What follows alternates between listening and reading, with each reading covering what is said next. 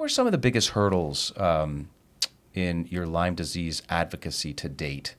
You know, in terms of getting the message out there, do you feel like a message falls on deaf ears, or I don't know, my kid doesn't play in the forest, so they're not going to get a tick bite, or, not recognizing this for maybe what it is and, not properly getting diagnosed or any or all of those things?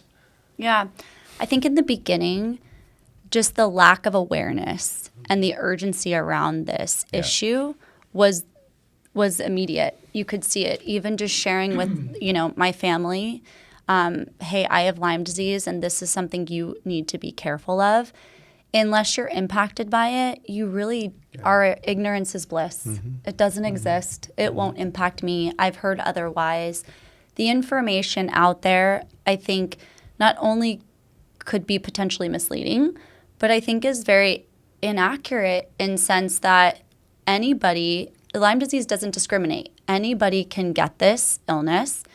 And I feel for this podcast particularly, people may be asking, well, why are kids at the highest risk of this? And the truth is because they're outside. They're playing outside. They're exposing their bodies to the elements.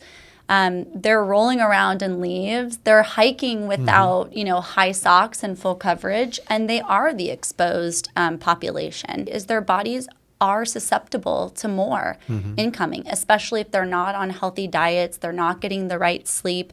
They're going to be susceptible to getting chronic illness. Yeah. And it's important to note that Lyme, when contracted, you can eradicate right away if caught. That doesn't happen for the majority of the cases. And chronic illness, to this date, of my understanding, there is no cure for it. There's treatment options, and we're seeking alternative options to eradicate Lyme in this country and hopefully others, but there is no cure. So it's something these children, like myself at the time when I was probably first infected, to where I am today, it is part of my daily life, dealing with it. And I want people to be aware of that. Chronic means long term. Yeah. You've been involved in building a biobank to support Lyme disease research. Tell us all about that. What is a biobank? How's it helping advance diagnostics? And what impact do you think it might even have in future Lyme treatment?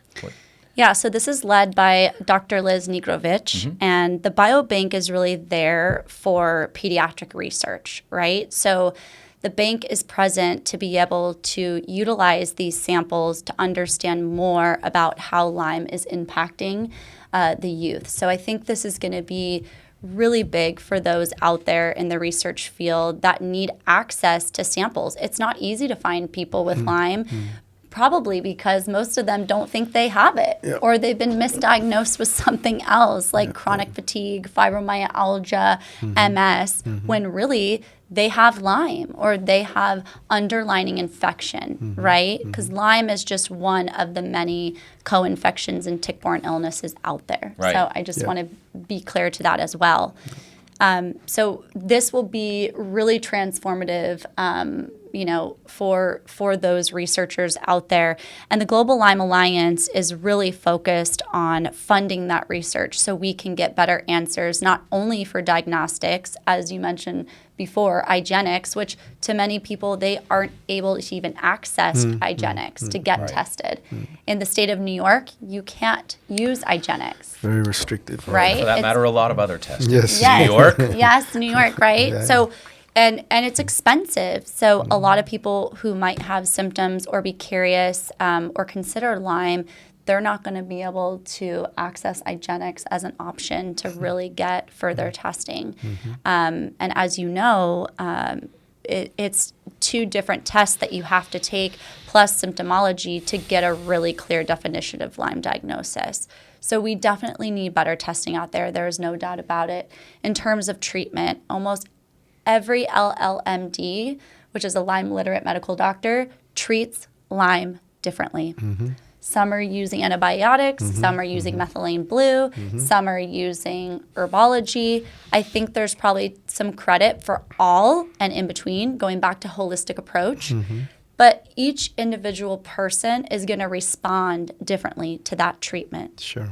So I think that is a huge piece too, is the efficacy and the necessary need for accurate treatment protocols, and then eventually, hopefully, a cure. So we have at GLA what we say, a world free of Lyme. We don't want Lyme to exist. And the reason I do so much work in the research side, because the research that we're really investing in and putting our dollars in is not going to benefit me at this time. I have chronic Lyme. I'm past the threshold of being able to treat myself any more than I know now. But what we're looking at is for my kids' generation, how can they be preventative against this chronic illness? Great work. Great work. Right. So besides your incredible organization, the Global Lyme Alliance, and the advocacy you're doing there, combining that with interest in the Lyme disease biobank, which is advancing faster than convention perhaps would on the matter. But landing here for folks to understand criteria as a trusted source, getting tested with IGeneX if you can afford it. Yes. I think these are all great resources. This is a topic that is so deep and rich, and there's no way we've just scratched the surface, can't cover everything. It's true. I also just wanted to point out, and some things that I heard you say throughout the segment today. Most of us walk around this planet with some degree of chronicity, and our children are born into a world of very, multitude of complex, illnesses and transmissions and, environmental challenges with a multitude of exposures to, I've heard you say this before, hundreds and hundreds of new chemicals every year, thousands that are out there, tens of thousands that are out there. So we're never going to get away with being disease-free. It's how to manage the immune system. It's how to stay healthy with appropriate diet, exercise, lifestyle, and supplementation. I think that's what we really want to drive home.